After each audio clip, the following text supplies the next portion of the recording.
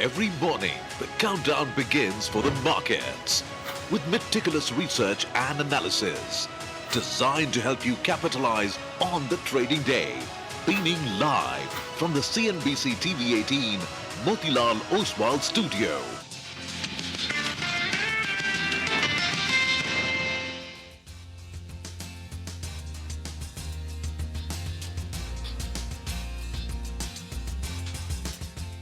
Good morning. You're with us here on a fresh new edition of Bazaar Morning Call. We are coming to you live from the CNBC TV 18 Motilal Oswal studios.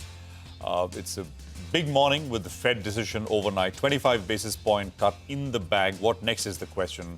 I'm Prashant. With me, my colleagues Nigel and Surbhi. Guys, good morning. Hi, morning folks. Yeah, so the 25 was delivered as expected, but I think there is some debate about how many more ahead and more importantly, how many more next year in 26 because that dot plot is only indicating one cut. So, Wall Street taking a little easy. And what's interesting is in September, actually, the Indian markets have been relative outperformers, which hasn't been the case for a long time. So good times, I think. Let's see whether or not we can drive home the advantage.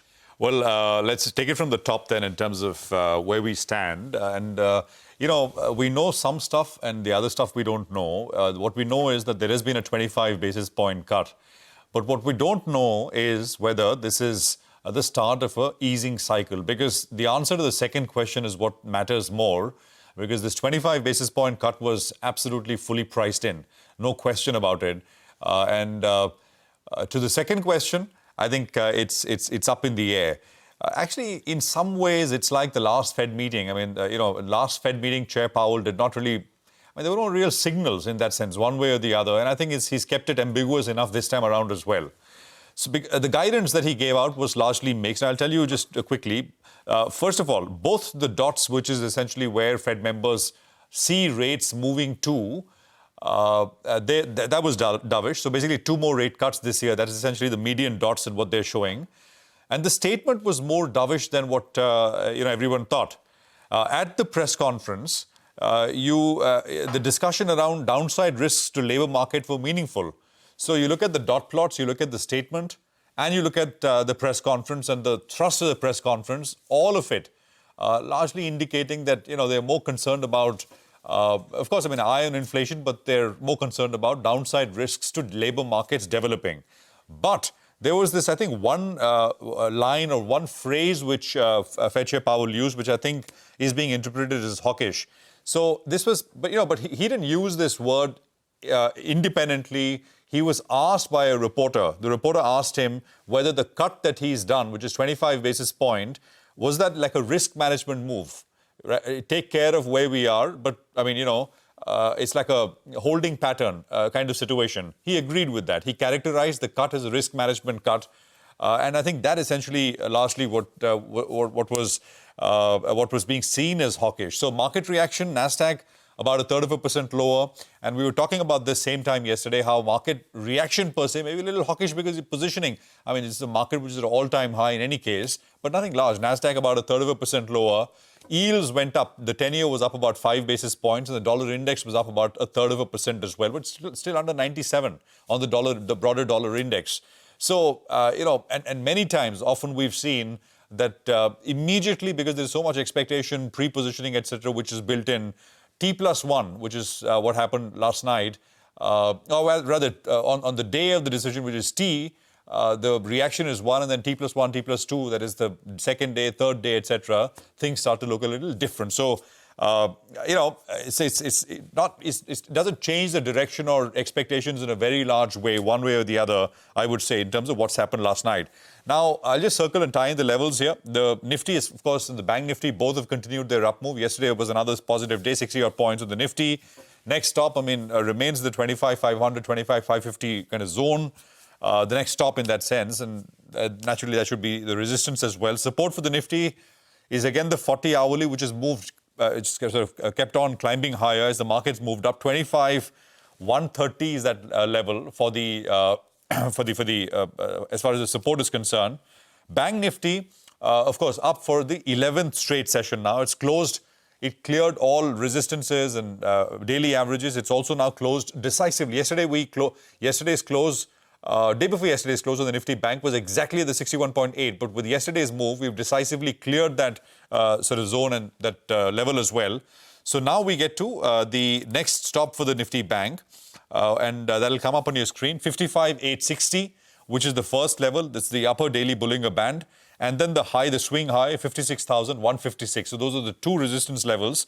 And support for the Nifty Bank is the 40 hourly, which has also been pulled higher. 54,959 is that number as far as the Nifty Bank is concerned. So that's where we are at. GIFT Nifty will give you a quick sense of how we're likely to start. 80 odd points higher. So, I mean, good going, great going actually, with the market having pulled about 800 points over the last, 10 odd trading sessions or so. But how the F&O stats looking? Nigel is standing by. Nigel, over to you. Well, I'll take it from there itself. The Nifty is up in 11 out of the last 13 trading sessions. And from the recent swing low, we're up close to around 900 points. So the Nifty's had a good run. And the Nifty Bank, well, that as well has had a good run because 11 straight days of gains is what we have seen. And in fact, the index is up close to around 1,832 points. So good going for both the Nifty as well as the Nifty Bank. The last 11 to 13 trading sessions have been very, very good. Now, two factors have been standing out. One is the institutions have been net buyers. That's precisely what happened yesterday as well. And the second factor is the shorts have been scampering for cover. And in yesterday's trading session, the FIs, yet again, they went ahead and they covered close to around 7,000 contracts, on the short side.